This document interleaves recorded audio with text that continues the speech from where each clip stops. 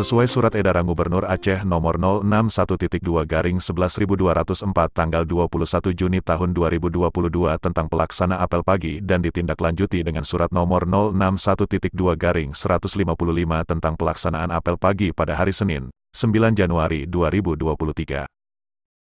Dalam sambutannya, Kepala Dinas Tenaga Kerja dan Mobilitas Penduduk Aceh, Akmil Hussein, mengarahkan kepada para pejabat eselon 3 untuk dapat memprioritaskan percepatan rencana realisasi anggaran dan kepada seluruh ASN dan TEKON diharapkan untuk meningkatkan kedisiplinan dan tidak menciptakan perselisihan.